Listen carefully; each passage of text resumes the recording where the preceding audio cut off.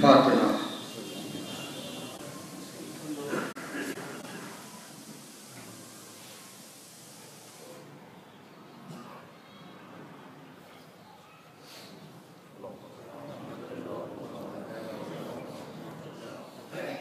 हज़रात एक मरतबा सूरह हम्द और 3 मरतबा सूरह तौहीद की तिलावत फरमाकर सैयद अली ज़हीर इब्न सैयद ज़हीर अब्बास साहब के रूह को हदिया सलाम।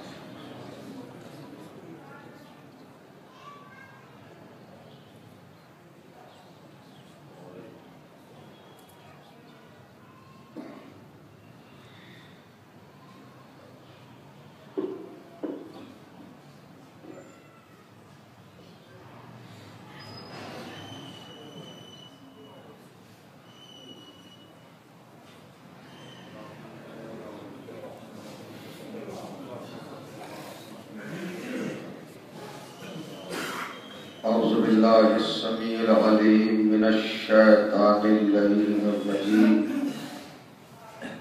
बिस्मिल्लाहिर रहमानिर रहीम। अल्हम्दुलिल्लाहिल्लज़ी हदाना लिहाज़ा वमा कुन्ना लिनहतदिया लौला अन हदानल्लाह लक़द जाअत रुसुलु रब्बिना बिल हक़। अस्सलातु वस्सलामु अला रसूलिस सकलैन महबूबे रब्बिल मग़रिबैन वल मशरिक़ैन जद्दिल हसन वल हुसैन सय्यदना व मौलाना अबिल क़ासिम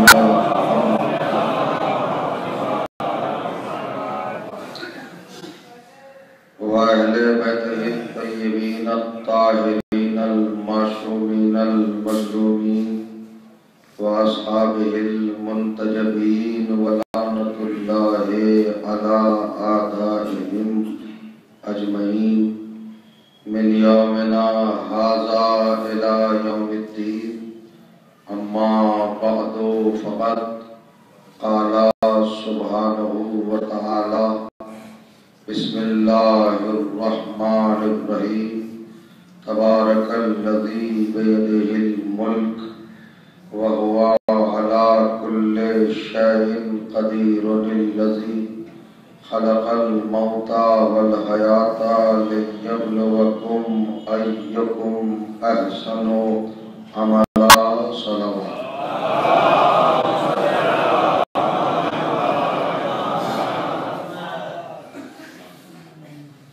बुज़ुर्गान अज़ीज़ और बरादरान ईमान, जाहिर है कि ये गुफ्तगू एक इसाले सवाब के लिए बर्पा है, लिहाजा आपकी पाकीज़ा समातों की बारगाह में उन्होंने कलाम के तौर पर कुरान मजीद की जिस गिरामी आयत को तिलावत करने का शरफ हासिल किया, ये अहम और मुक़द्दस आयत कलाम इलाही के 67वें सूरे यानी सूरह मुबारक अल मुल्क की पहली और इब्तदाई आयत है, जिसके हवाले से कायनात का परवरदिगार अज़मत इंसान और फ़लसफ़े मौत व हयात पर गुफ्तगू फरमा रहा है। यानी इस आयत के हवाले से आलम इंसानियत और जहान बशरियत को ये बताने की और समझाने की कोशिश की गई है कि हमने इंसान को कितना बावक़ार, कितना मुअज़्ज़ज़, कितना अहम और कितना अजीम बना के पैदा किया, और साथ ही साथ ज़हन बशर में, क़ल्ब बशर में, दिल बशर में ये एहसास भी पैदा किया जा रहा है कि वो गौर करे, फिक्र करे, तदब्बुर करे, तफक्कुर करे, थिंकिंग करे और इस नतीजे पर पहुंचे कि हमने इंसान के वजूद के दोनों तरफ दो कैफियतों को बउनवाने मौत और हयात क्यों पैदा किया है। जब तक इंसान हकीकत मौत को नहीं समझेगा उस वक्त तक कमाली इंसानी हासिल नहीं कर सकता। और जब तक जिंदगी के तकाज़ों को महसूस नहीं करेगा और उनकी हकीकत, सच्चाई, सदाकत, रियलिटी और उनकी बुनियाद में डूब कर गोता लगाकर और उसकी हकीकत को पहचानेगा नहीं, उस वक्त तक लुत्फ़े जिंदगी उसको मयस्सर नहीं आएगा। यूँ समझिए कि इंसान एक ऐसा रवां दवां बहता हुआ जारी व सारी दरिया है कि जिसके दो किनारे, एक किनारे का नाम मौत है और दूसरे किनारे का नाम हयात है।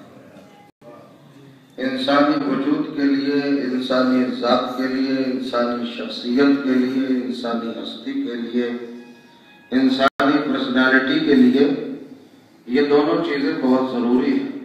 मौत भी ज़रूरी है और हयात भी ज़रूरी है।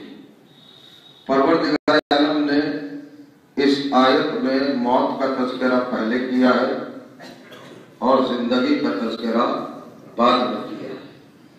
और जब मौत और हयात का तज़किरा उसने आगाज करना चाहा तो पहले अपनी ज़ात का और अपनी हस्ती का इरफान दिया, मारिफत दी, इंट्रोडक्शन दिया, पहचान और अलामत दी। और वो इस उन्वान से तबारकल लज़ी, मैं बरकतों वाला, मैं मुबारक हूँ, खालिद बरकत भी हूँ और मालिक बरकत भी। तमाम बरकतें मेरी ही कब्ज़े कुदरत में है और मेरी ही अताओं और बख्शिशों और करम नवाजियों का नाम बरकत है। ये लफ्ज़ तबारक अगर आप महसूस करें और फिक्र फरमाएं तो बड़ा माना खेज है। तबारक का ये एक मादी का सीगा है जो सिर्फ इसी सूरत में और इसी शक्ल में इस्तेमाल होता है, इससे मुश्तक़ात नहीं आते हैं। तबारक अल्लाह अपनी मारिफत, अपनी हस्ती का इरफान और अपनी ज़ात को जाहिर कर रहा है, अपने आप को शो कर रहा है, अपने आप को बयां कर रहा है कि मैं क्या हूँ, मैं बरकतों वाला हूँ, खालिद बरकत। लेकिन जब आप कुरान पढ़ेंगे तो कुरान में ये लफ्ज़ मुतादिद जगह पर इस्तेमाल हुआ है, यूज हुआ है, लेकिन जो लुत्फ इस मकाम पर दे रहा है वो लुत्फ दूसरे मकामात पर इस हैसियत से नजर नहीं आता। मैंने खालिद कायनात की खल्लाकियत के हवाले से जब गौर और फिक्र करना शुरू किया और कुरान मजीद के औराक को अलटना पलटना शुरू किया और आयात में उतर कर देखने की कोशिश की तो मैंने ये देखा कि इस कायनात का पैदा करने वाला, इस यूनिवर्स का पैदा करने वाला, इस जमाने का पैदा करने वाला, इस जहां का पैदा करने वाला वो अकेला और वहदहुल्ला शरीक परवरदिगार है। उसने अपनी कुदरत की तवानाइयों की बुनियाद पर इस पूरी कायनात को पैदा किया, क्रिएट किया। लेकिन जब वो इस कायनात को पैदा कर रहा था तो मुख्तलिफ हिस्सों में, मुख्तलिफ अज्जा में, मुख्तलिफ पार्ट्स में, जमीन, आसमान, सूरज, चांद, सितारे, सैयारे, कवाकिब, सवागिब, हवाएं, खलाएं, घटाएं, फजाएं, ऑक्सीजन, जन्नत, जन्नत मावा, जन्नत अर्ज़, जन्नत नईम, जन्नत फिरदौस, जन्नत आलिया, जन्नत खुल्द, तस्नीम, कौसर, सलसबील, हूरे, मलक, गिलमान, फलक, ये सब उसी ने पैदा किया। लेकिन जब वो इन सब चीजों को पैदा कर रहा था तो अपना तारुफ उसने इस अंदाज से नहीं कराया। आसमान को पैदा करते वक्त अपने आप को बरकत वाला नहीं कहा, जमीन को पैदा करते वक्त अपने आप को बरकत वाला नहीं कहा, ऑक्सीजन को पैदा करते वक्त अपने आप को बरकत वाला नहीं कहा, चांद और सूरज को दो रोशन कंदीलों की शक्ल में उसने खल्क किया मगर अपने आप को बरकत वाला नहीं कहा। आदम के सर पर 47 सफर सजाया, अपने आप को बरकत वाला नहीं कहा। नूह को मसनदे नजात पर बिठाया लेकिन अपने आप को बरकत वाला नहीं कहा। इब्राहीम को खुल्लत के रुतबे से नवाजा मगर अपने आप को बरकत वाला नहीं कहा। मूसा को शरफ तकल्लुम अता किया मगर अपने आप को बरकत वाला नहीं कहा। ईसा को दमे हयात बख्शा मगर अपने आप को बरकत वाला नहीं कहा। सुलेमान को दौलत अता की, जनाब दाऊद को हुकूमत अता की, जनाब यूसुफ को हुस्ने अज़ल दिया, पैगंबर को अपना हबीब बनाया, मगर किसी भी मौके पर किसी भी मसले पर अपने आप को बरकत वाला नहीं कहा। तवज्जो चाह, हालांकि सारे काम बरकत वाले थे, सारे काम उसके मुबारक होने पर दलील है। कायनात को उसने पैदा किया तो मुबारक था ना, बरकत वाला था ना, बरकत ही की बुनियादों पर उसको पैदा किया और हर शय में उसने बरकत को रखा, मगर कहीं पर भी अपने आप को उसने बरकत वाला नहीं कहा।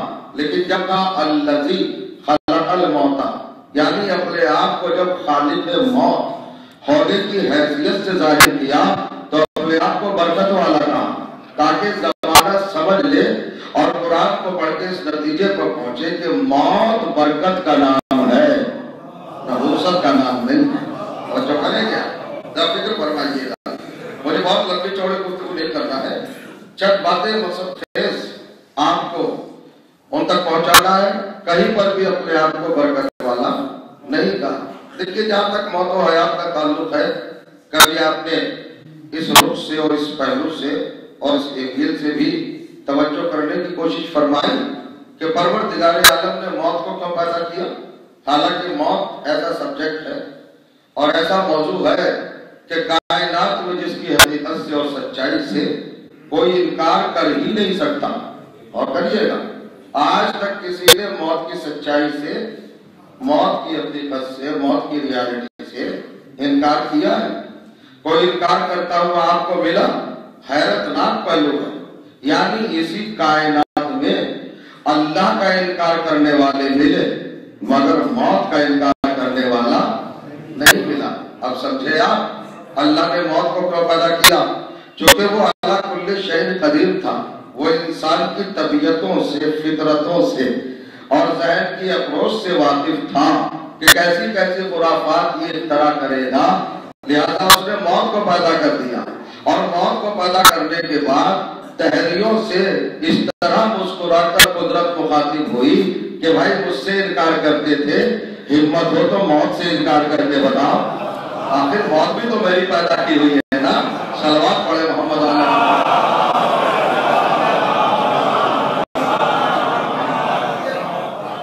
तो अपनी कुदरत को बनवाने के लिए, अपनी खालिकियत को बनवाने के लिए, अपने इक़्तिदार को मनवाने के लिए और अपनी किबरियाई को मनवाने के लिए उसने मौत को पैदा किया। हालांकि उसे कोई जरूरत नहीं थी मौत को पैदा करने की। अच्छा, मौत जब ऐसा मुश्तरक और कॉमन पॉइंट है कि जिस पर सबकी नजरें जमी हुई हैं और हर एक को इसका कायल है, तो जाहिर है कि हर जहन ने, हर दिमाग ने, हर ब्रेन ने इस पर सोचा भी होगा, कुछ नतीजे पर पहुंचा भी होगा, कोई रिजल्ट दिया भी होगा, कोई आर्टिकल पेश भी किया होगा, कोई अपनी तस्दीक, तहरीर, तालीम, अपने तजर्बात, अपने एक्सपीरियंस सामने रखे होंगे मौत के हवाले से। तो मैंने आसमानी किताबें भी पढ़ी और जमीनी किताबें भी पढ़ी। आसमानी किताबों से और जमीनी किताबों से मेरा मतलब यह है कि जो मजहबी किताबें कही जाती है वो आसमानी किताबें बोली जाती है। कुरान है, तौरात है, ज़बूर है, इंजील है, हजरत इब्राहिम के सहीफे है, हजरत मूसा के सहीफे है, हबक्कुक की इंजील है, मत्ता की इंजील है, बहुत सारी किताबें। ये आसमानी किताबें। तो जो हर किताब में मौत के हवाले से कुछ ना कुछ कहा गया, कुछ ना कुछ लिखा गया, कोई ना कोई फिक्र दी गई और कोई ना कोई रुख दिखाया गया। अब जमीनी किताबों को ले लीजिए, जंद है, पाजंद है, औस्ता है, रामायण है, वेद है, गीता है, ऋग्वेद है, अथर्ववेद है, बहुत सारी किताबें हैं। उन किताबों में भी आप देखिए मौत के हवाले से सभी ने लिखा है, हर एक कोई मौत के ऊपर बोला, तवज्जो कीजिएगा। और फिर सबने जो कुछ कहा वो अपनी जगह पर। और कहिएगा, हमारे मुस्लिम उलमा ने भी मौत के ऊपर बड़ा बयान दिया और बड़े लेक्चर्स दिए और बड़ी बातें कही। लेकिन हमारे यहाँ होता यह है कि हमारे उलमा ने मौत का सही नक्शा और मौत की सही तस्वीर पेश नहीं की। एक ही रुख पेश किया और वो भी मनफी नेगेटिव तवज्जो चाहा, यानी मौत का एक रूप दिखाया। किस तरह? मौत खतरनाक, मौत वहशतनाक, मौत दहशतनाक, मौत अलमनाक, मौत दर्दनाक, मौत दर्दनाक, मौत तकलीफ दे, यानी जितने नाक थे वो सब मौत में लगा दिए। और मौत का चेहरा और उसकी शक्ल इतनी भयानक बना दी कि कोई मुसलमान मरने को तैयार ही नहीं। और करिएगा, और अगर मौत से डरते ना होते तो मैदान छोड़ छोड़ के भागते नहीं। ये जिंदगी के मैदान से, जिंदगी से और अमल के सहरा से फरार तनफुर तो चाह रहा हूँ। और ये अक्सर क्यों होता है भाई? इसलिए इंसान जाता है जिंदगी का मैदान छोड़कर, हक़ाइक़ का मैदान छोड़कर, सच्चाइयों का मैदान छोड़कर, सदाकतों का मैदान छोड़कर क्यों भागता है? इसलिए ना कि वो मौत से डरता है। तो आज की प्रॉब्लम सबसे बड़ी ये है कि इंसान मौत से डरता है। इलाज क्यों कराता है भाई? मौत ना आ जाए। और जो कीजिएगा, घर क्यों बनाता है? मैं महफूज रहूं, मौत से बचा रहूं। यानी सबको जिंदगी प्यारी है और मौत से नफरत है। जरा देखिए, फैसला लीजिए, बहुत छोटी सी बात है, मैं बात करना चाहता हूँ। भाई सूरज से प्यार है कि नहीं? क्यों प्यार है?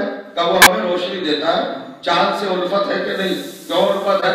क्या वो ठंडी रोशनी देता है? सितारों से क्यों लगाव है? क्या वो टिपटिपा कर हमारे दिल को मोह लेते हैं? हवाओं से क्यों लगाव है? क्या वो हमारे अंदर फरहत पैदा करते हैं? आपको इन सब चीजों से प्यार क्यों है? ये सब का फलक पहाड़ इनसे क्यों नजदीकी है? कहीं टहलने के लिए, देखने के लिए और एहसास बुलंदी को अपने दबावों में मुहैया करने के लिए बेहतरीन जरिया है। समंदर से, दरियाओं से क्यों प्यार है? कहीं तबीयत को रवानी अता करते हैं। फूलों से क्यों प्यार है? कहीं के अंदर खुशबू है। ये दिल की धड़कनों को एक कैफियत फरहत देते हैं, एक एहसास जिंदगी देते हैं। तो जितनी भी चीजों को आप देखिए, इंसान ये कहेगा इससे प्यार, इससे प्यार, इससे प्यार। तो क्या इनको आपने बनाया था? कभी बनाया तो अल्लाह ही ने है, पैदा अल्लाह ही ने किया। तो वही अल्लाह को कह रहा है कि मैंने जिंदगी को भी पैदा किया और मौत को भी पैदा किया। तो फिर ये इख्तियार आपको किसने दे दिया कि जिंदगी को तो चुन रहे हो और मौत को रिजेक्ट कर रहे हो? समझ में नहीं आती बात। बराबर की तकलीफ है, देखिएगा, बराबर का रिलेशन है दोनों में। अल्लाह ही ने पैदा किया, खलक़ल मौता वल हयाता, अब मंजिल है। और जब मौत का तज़किरा, मैं जो कहना चाह रहा था वो ये थी बात कि कुरान मजीद ने जिस पैराए में और जिस अंदाज से और जिस फ्रेम में, जिस कैनवस में मौत को आपके सामने पेश किया है, वो इतना जमील, इतना हसीन और इतना खुश मंजर है कि जमालियात मौत ने इंसान के दिल को अपनी तरफ खींच लिया। ये सिर्फ क्रेडिट कुरान को जाता है, किसी और किताब को नहीं जाता। तवज्जो कीजिएगा, आप इस तरफ मुतवज्जे है ना। ये क्रेडिट किसको जाता है? इस्लाम को, कुरान को। सिर्फ कुरान ने मौत को साहिबे जमाल बनाया, मौत को बहुत प्यारा बनाया, मौत को बड़ा खूबसूरत बनाया। और फिर मैं एक बात कहूं, अगर आप मुतवज्जे है, और कुरान के वारिसों ने इस पर मोहर लगाई। अब आप ये सोच रहे होंगे कि कुरान के वारिसों से मेरी मुराद बड़ी ज़मात गिरामी होंगी कि मोहम्मद मुस्तफा ने मोहर लगाई। सलाम पढ़े मोहम्मद या अली मतलब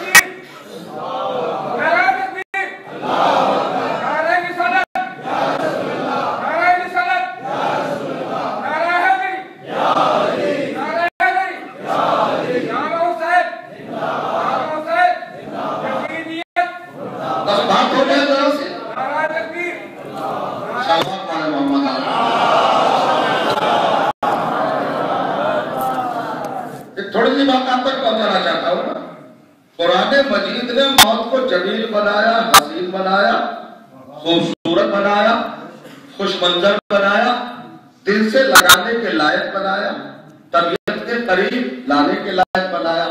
बहुत खूबसूरत बना दिया ना। यानी मौत अजनबी नहीं रही, मौत अछूत नहीं रही, मौत से मोहब्बत पैदा हो गई। ये क्रेडिट किसको है? ये कुरान को जाता है। और इस फलसफे को, इस नजरिए को, इस कंसेप्ट को और इस तसव्वुर को तकवीयत किसने दी? प्रूफ किसने किया? सनद किसने दी?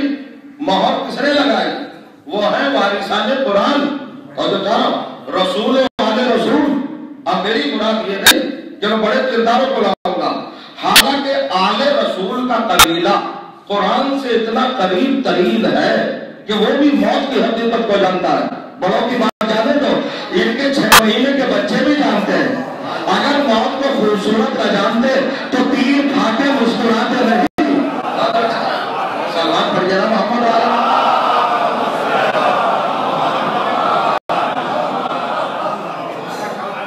पढ़े लिखे लोग बैठे यहाँ पर, ये सब खुशहाली होगी मेरे लिए। मगर मैं बात करना चाह रहा हूँ, ये बताइए मुझे, फैसला करके बताइए, जिस पोजीशन पर करबला में अली असगर हैं, क्या वहां पर रोने का भी इम्कान है? रोने की भी पॉसिबिलिटी है? 72 घंटे का प्यादा बच्चा, 6 महीने का बच्चा, माँ का दूध खुश्क हो चुका हो और दर्जा हरारत करबला में इस कयामत गांव के दाना गिर जाए तो गुंजाइश पानी रखा जाए तो बॉइल होने लगे। ये बताइए आप, ऐसी सिचुएशन में, ऐसी हालत में क्या किसी बच्चे का रोना भी मुमकिन है? आवाज भी निकलना मुमकिन नहीं। तो जब रोने का इम्कान खत्म हो रहा हो, अगर वहां बच्चा हंस रहा है तो इलाही इशारा जरूर है, परवरदिगार आलम की तरफ से कोई डायरेक्शन जरूर है, कोई हिट जरूर है। और वही मोहर वाला मामला है, स्टंप लगाई जा रही है, सबूत दिया जा रहा है, प्रूफ दिया जा रहा है कि मौत है ही इतनी खूबसूरत और इतनी हसीन और इतनी बेहतरीन कि बच्चा मुस्कुरा रहा है। अब देखिए आप, कुरान मजीद ने कहा मौत बड़ी खूबसूरत है, अहले बैत ने उसको मौत में मोहर लगाई, रसूल आले रसूल ने उसको प्रूफ किया।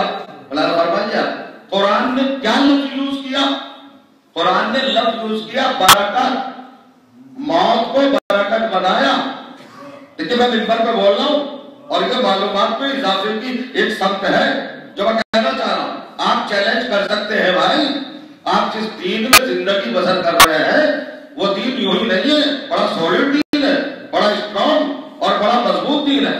आपको हक है कि आप कायनात के सामने चैलेंज रखें कि क्या किसी मजहब ने मौत के हवाले से जो नजरिया दिया कि मौत बरकत है। असल में हम बरकत के माना नहीं जानते, इसलिए खामोश। हमारे यहाँ बरकत का एक ही मफहूम है, हमारे यहाँ बरकत का एक ही मफहूम है, और वो भी बिगड़ी हुई शक्ल में, बिस्मिल्लाह की बरकत। वो तो खाने पीने पर जब खाना लगा हुआ दस्तरखान पे वो कराइए बिस्मिल्लाह की बरकत। तो यहाँ तक है मुसलमान जालों की रसाई, बरकत का एक ही मफहूम, वो भी बदला हुआ बिगड़ी हुई शक्ल में। हालांकि बरकत के माना आप जानिए तो कुरान ने ये तो कह दिया बरकत के मौत। अब ये प्रूफ कैसे हो, अब ये साबित कैसे हो? मैं पढ़े लिखे लोगों के सामने कुरान से पेश करना चाहता हूँ। असल में बरकत का मफहूम समझने की जरूरत है, इस माशरे को बताने की जरूरत है और इस जनरेशन को समझाने की जरूरत है कि भाई बरकत क्या है। मैंने जब लुगत देखा, डिक्शनरी देखी तो मेरी आंखें खुली रह गई। बरकत के 76 माना है, 76 मीनिंग्स बरकत की। बरकत के माना क्या है? देखिए मेरे मतलब मौलाना यहाँ पर बैठे हुए मौलाना साहब निकला है, मौलाना शफी अदर साहब है और मोतबर और अदीब और उस्ताद शाहिद जनाब अल्लाह परवीज साहब भी है और अपने सादात बारे की मुख्तदर शख्सियत यहाँ पर तशरीफ फरमा है। मौत क्या है? मौत के 76 माना, मौत के 76 मफहूम, बरकत के 76 माना, 76 मीनिंग। बरकत किसको कहते हैं? जरा सा ध्यान रखिएगा कि मौत को कुरान ने, सिर्फ कुरान ने, कायनात की सारी किताबों में ये कुरान को शर्फ हासिल है कि उसने बरकत कहा। और कहिएगा कुरान ने कहा कि मौत बरकत। अब आप बरकत के तो 76 माना है, अब बता दी 2-4 माना जो मुझे याद है।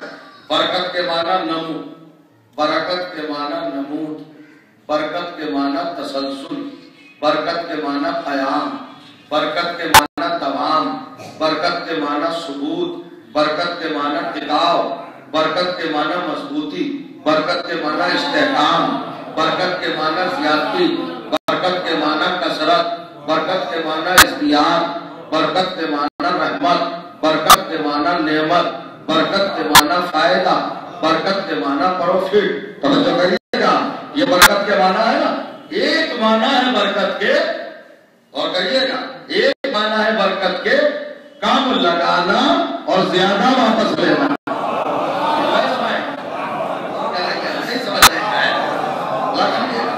एक बरकत के माना क्या है?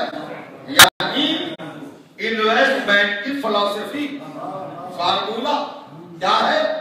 बिजनेस आप लगा रहे ना, सर्व कर रहे हैं ना, बरकत समझ लिया।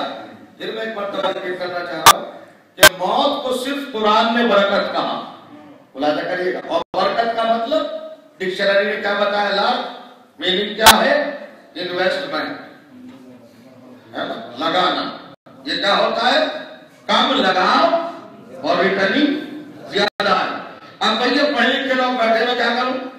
वकील भी है, जज भी है यहाँ पर, और कवामेसी भी है, उलमा भी है, शौरा भी है ना, इंटेलेक्चुअल लोग मेरे सामने बैठे हुए। अब मैं इनके सामने क्या कहूं?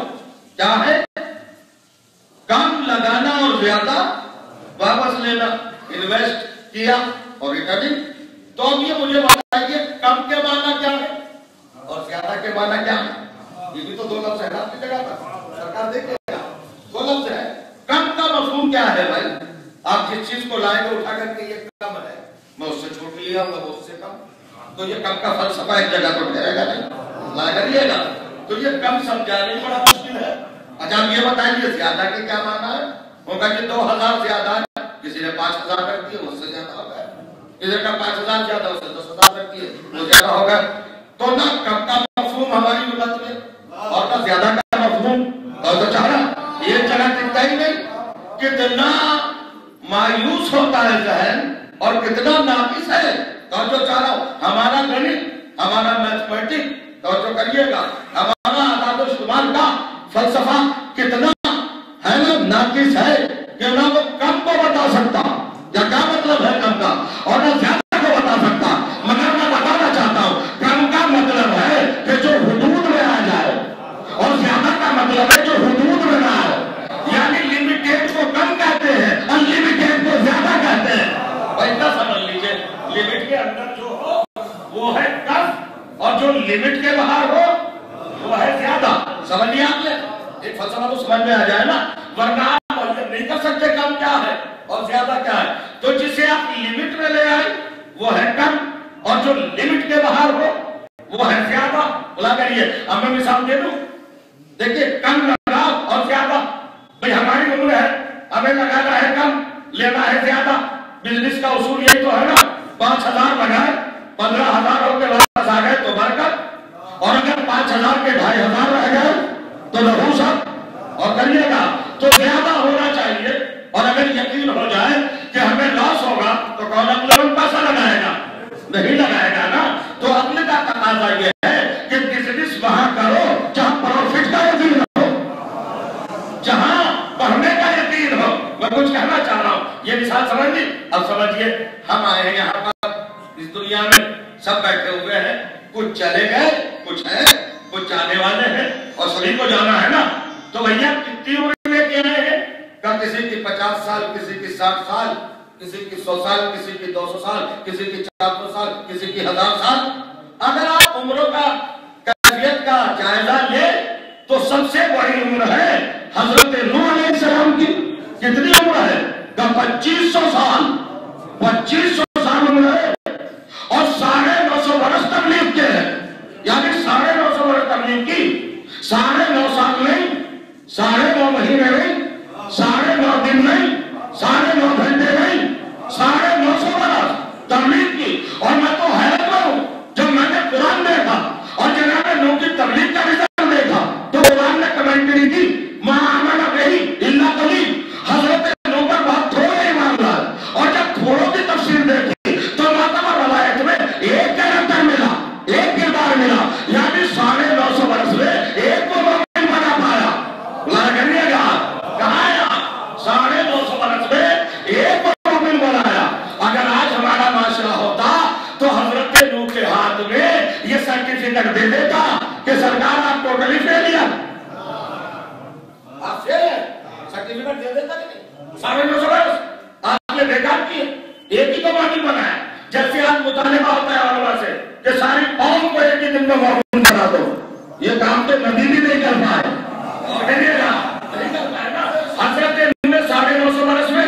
कितने मोमिन बनाए? एक मोमिन बनाया और करिएगा मगर इसको दूसरे रुख से लेता हूं। हजरत नूह की तबलीग पर तंज करने से पहले गौर करो, कुरान में इस बात को क्यों लिखा? अपने अंदर कोई तो मैसेज होगा, कोई तो पैगाम होगा। अल्लाह ने ये चाहा कि मैं नूह की तबलीग पे तबसरा नहीं चाहता, बल्कि मैं बताना चाहता हूं कि मोमिन की कीमत कितनी है। और करिएगा नहीं समझ आया?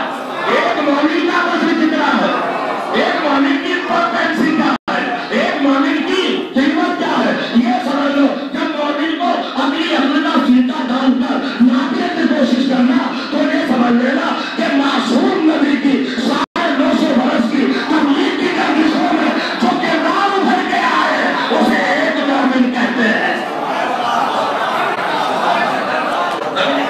सलाम करें मोहम्मद।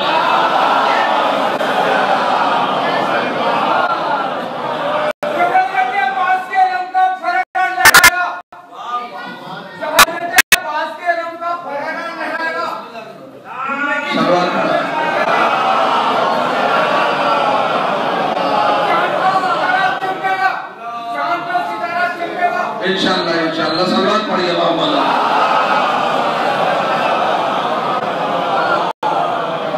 है ना बामाना बात, ये एक मोमिन की कीमत है, साहिब ईमान की कीमत है, एक नबी के 950 वर्ष। हालांकि हमारा माशरा मोमिन की कीमत जानता नहीं, मोमिन की इंपॉर्टेंस और उसकी अजमत जानता नहीं। तो ये तो था एक रूप कुरान मजीद का। तो कलील बता रहा था मैं कितने दिन जिंदा रहे हजरत नूह? 2500 वर्ष। अच्छा साहब 2500 वर्ष ज़हन आली से निकला तो नहीं? कम का मफहूम क्या है? किसी के पास नहीं, लिमिट के अंदर। ज्यादा का मफहूम क्या है? लिमिट के। इससे बेहतर फलसफा नहीं मिलेगा। कम और ज्यादा का मफहूम समझा लेंगे। अब आइए साहब, तो 2500 वर्ष जो कोई नहीं कर पाया था और अब खत्म हो गया मामला। हुजूर खातमुन नबी ना खातमुल उम्मत, अब खैरुल मुरसलीन, यानी वही जा रहे हैं बराबर में, बिल्कुल टाइटल लेने भी वही जा रहे हैं। वो खातमुन नबी ना खातमुल उम्मत है। इसी गलत सहमियत ने तो ये कहने पर मजबूर किया जैसा वो वैसे हम। अरे उम्मत खैरुल खातमुन नबी और हम खातमुल उम्मत। क्यों भाई? हमारे हुजूर ने, अब जानने की जरूरत है, हमारे हुजूर ने है मंशूर दे दिया, दस्तूर हमारे हाथ में चैप्टर दे दिया कि तुम पढ़ोगे नहीं। तो मुसलमानों में से मेरा ये अंदाज नहीं होता तो नहीं होता, मगर कहूंगा तो कायनात में सारे मुसलमानों को ये खुशी मनाने का हक नहीं समझ रहे आप? ये खुशी मनाने का और इफ्तिखार का हक अल्लाह ने दिया ही नहीं। कहा क्यों नहीं दिया? इसलिए दिया आपने करतूत। कथा मतलब ये है कि किसी को हक ही नहीं है रसूलुल्लाह के खातमुन नबी होने पर, इस पॉइंट के हवाले से कि वो जिंदगी दे रहे हैं और आखिरी मसला हल कर दिया। अब किसी नबी के आने की जरूरत नहीं कि अल्लाह हमें खुशी का हक है, किसी को नहीं। क्यों? अब सुनिए साहब, क्यों? आपने रसूल की बात ही कब सुनी? अगर सुन लेते तो आप समझते। समझिएगा मैं क्या कह रहा हूं? अगर नबी एब्सोल्युटली डायरेक्ट बराह रास्त अगर ये कहता मेरी उम्मत के प्यारे लोगों, मेरा कलमा पढ़ने वालों, डरना नहीं, मैं जिंदगी दे दूंगा, तो सबको हक था कि खुशी मनाए। ये देखो मोहम्मद ने सोर्स ऑफ लाइफ क्या बताया, जिंदगी का जरिया क्या बताया। ये नहीं बताया मैं जिंदगी दूंगा। मोहम्मद ने कहा अहले बैत की मोहब्बत में रहो, जब दूंगा जिंदगी तो जब तक अहले बैत के करीब नहीं आओगे खुशी मनाने का हक नहीं है।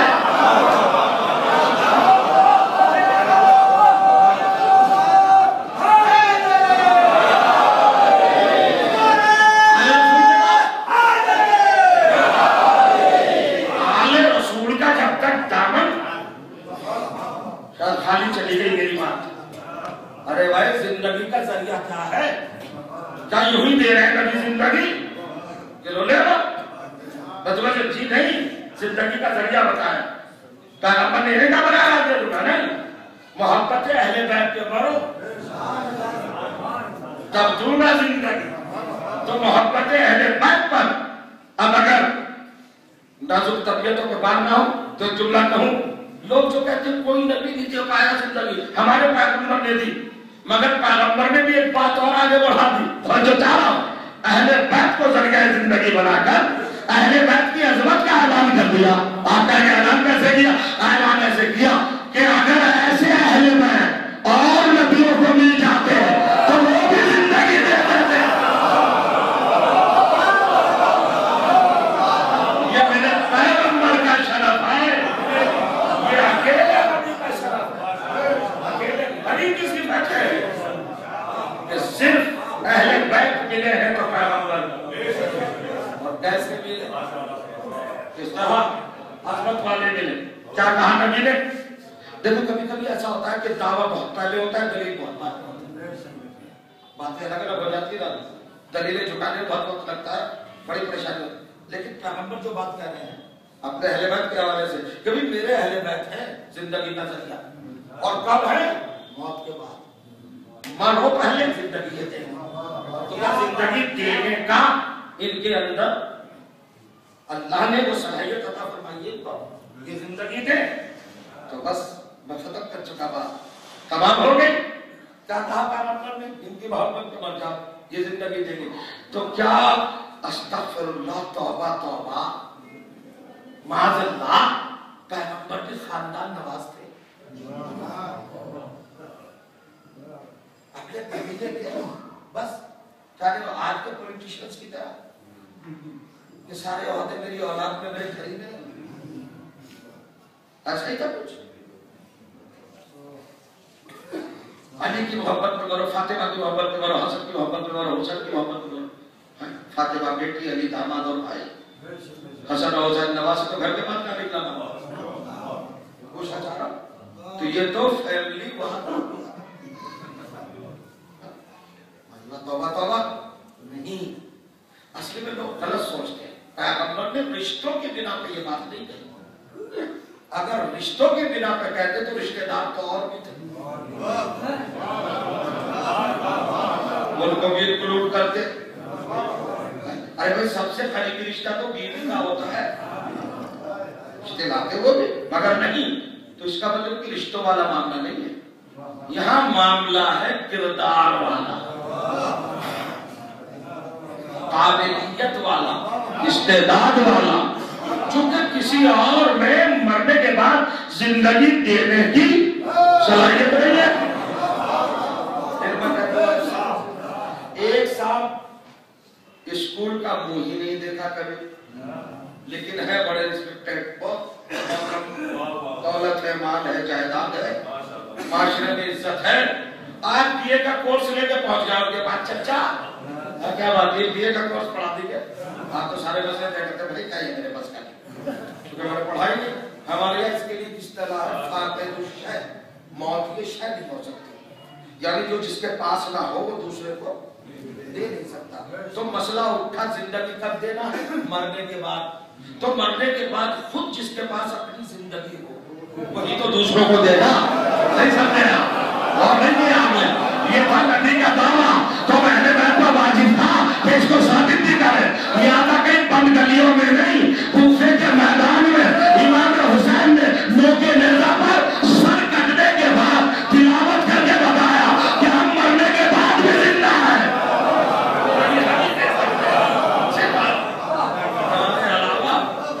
और जिंदगी अता नहीं कर सकता। अल्लाह बबन माता अल्लाह हुब्बे आलिम।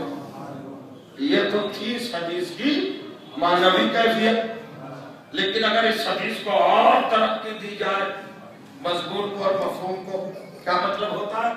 जो मोहब्बत अहले बैत पर मर जाए वो जिंदा। जिंदा क्या मतलब? जिंदा का मफहूम समझते हैं? वो आपसे आके मुसाफा नहीं करेगा, आपके दस्तरखान पे खाना नहीं खाएगा, 4 बजे सहर की चाय नहीं पिएगा आपके यहाँ, वो आपसे मिले जुलेगा नहीं। मगर कुरान कह रहा है, नबी कह रहा है वो जिंदा। तो जिंदा का मतलब क्या है? कब मोहब्बत अहले बैत पर मर जाओ जिंदा हो जाओगे। तो एक जिंदगी का मफहूम ये भी है, और जो चाह रहा हूं कि जो जहनों में जिंदा हो जाए जो तारीख में जिंदा हो जाए। क्या मतलब हुआ? अहले बैत की सीरत तुम्हें वो सलीका देगी कि अगर तुमने उस पर अमल कर लिया तो तुम काबिले तस्करा हो जाओगे, कभी तुम्हारा तस्करा रुकेगा नहीं। ये है मोहब्बत। नारा तकबीर, नारा तकबीर, नारा रिसालत, नारा रिसालत, नारा हैदरी, नारा हैदरी, नामा हुसैन, नामा हुसैन।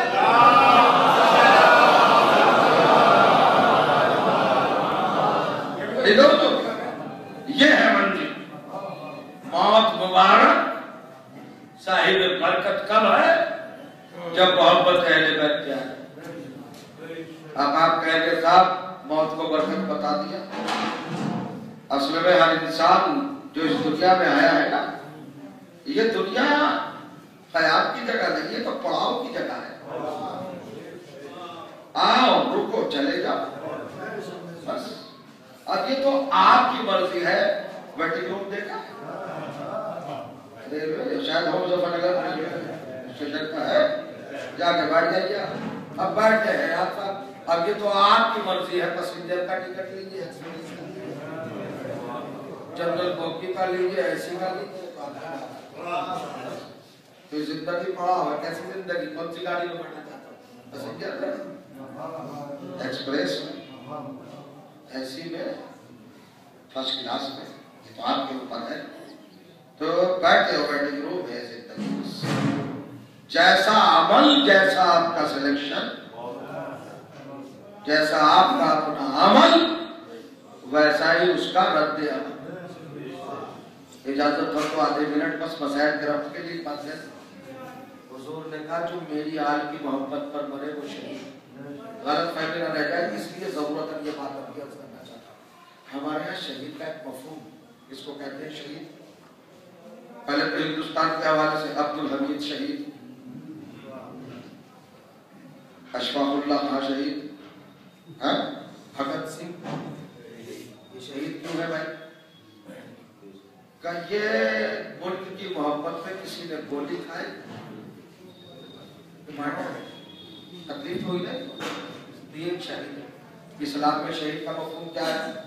मैदान जंग में जाए, मुजाहिदाना मर्दाना एतबार से लड़े, जिस्म की बोटियां करा दे, शहर के हैरात का खून निचोड़ के पूरा इस्लाम की शरीयत की जड़ों में डाल दे। तलवारें, गेंदे, भाले, तबर, तीर, अज़ियत, सहमत, मुश्किलें, आराम, शदायत, पर बेचैनी सारी बर्दाश्त करे। अंदर की जो हमारे आवाज होती है वो करबला से रिलेट होती है, अपने अजीज से नहीं। बच्चा मरा, असगर याद आ गए,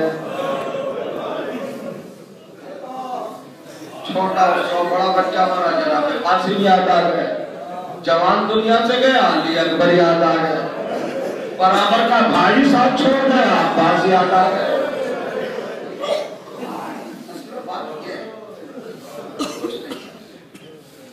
हमें शऊरी या लाशऊरी तौर पर करबला याद आ जाती है। क्या कहना बड़े मंतब है उन लोगों के जो करबला को फॉलो कर ले, करबला के नक्शे कदम को अपने जिंदगी के मसूलैत के तौर पर अपना ले। क्या कहें अजरुकमल हुसैन, बस अब मेरी समझ में नहीं आ रहा मैं मसाइल क्या पढ़ूं आपके सामने। एक शेर पढ़ के तमाम करता हूं, जुमे का वक्त करीब आ गया। एक शेर, जाने वाला जवान ही था ना, मगर मैं अली अकबर के मसाइल तो इसलिए नहीं पढ़ूंगा कि वो साहिब औलाद था। जनाब अली अकबर का तो अब्द भी नहीं हुआ था। यहाँ पर मुनासिब होगा कि जनाब अब्बास अलैहिस्सलाम का तज़किरा, मगर मैं दोनों का मिला के बस अब मैं मसाइल बिल्कुल नहीं पढ़ूंगा, सिर्फ आपको तवज्जो दिलाऊंगा। आप 30 सेकंड मुझे दे दे बस, और मेरी तरफ देखते रहे, मैं पढ़ना चाहता हूँ। देखिए अब मुझे नहीं पता कितने लोग आए होंगे, जनाजा यहाँ नहीं आया परदेश में, कोई परदेसी आपको याद आया? परदेश में जाने वालों का बहन को बड़ा सदमा होगा।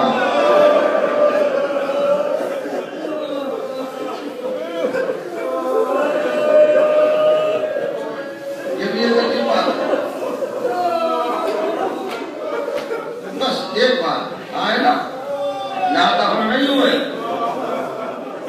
मगर अजीज चले आए, रिश्तेदार चले आए, और जब ताज़ियत और तसल्ली और दिल रखने के लिए और आपके आंसू पूछने के लिए साहिबाने घर जो थे, जिनके घराने में यह गम हुआ है, जिस खानदान में यह गम हुआ है, वहां पर कितने लोग आए होंगे? क्या सिर्फ आपकी कम्युनिटी के आए थे? क्या सिर्फ सादात ग्रामी आए थे? बस रिश्तेदारी आए थे? कभी नहीं, दूसरे मज़ाहिब के भी आए थे, हिंदू भाई भी आए, मुसलमान भाई भी आए, और कबीले का आदमी आया। अच्छा, ताज़ियत के अंदाज भी अलग होते हैं। बाप को गले से लगा के कहा होगा, जो भी जमाना होगा, कि चाचा घबराइए नहीं, आज से अपना बेटा हमें समझिएगा।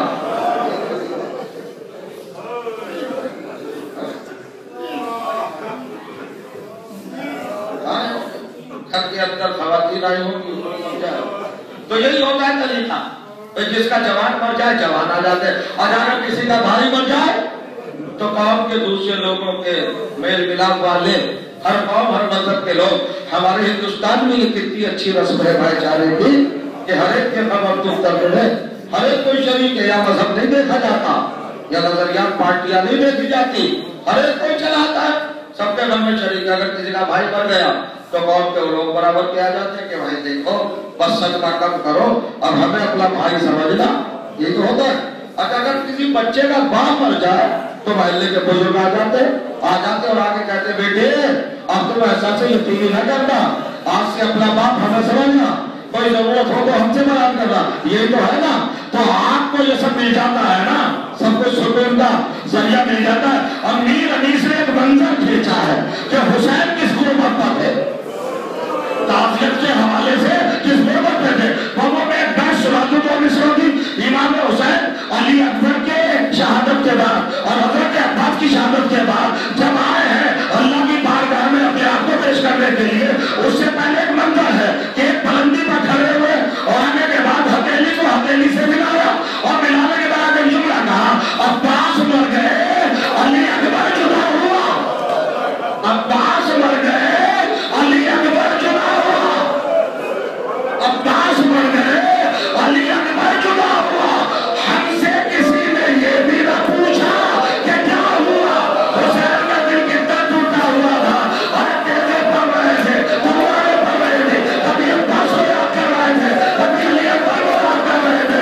फातिमा का लाल, गुर्बत का आलम, बेकसी का माँ, सयारा नज़ीरा, सरवैया मुनक़लबिन, इत्तलबू अला लअनतुल्लाह व अलल कौमिज़ ज़ालिमीन। रब्बना तक़ब्बल मिन्ना इन्नका अंतस समीउल अलीम। रब्बे करीम, तुझे ज़िक्र हसीन का वास्ता, हमारे गुनाह सगीरा कबीरा माफ़ फरमा, नेक अमाल करने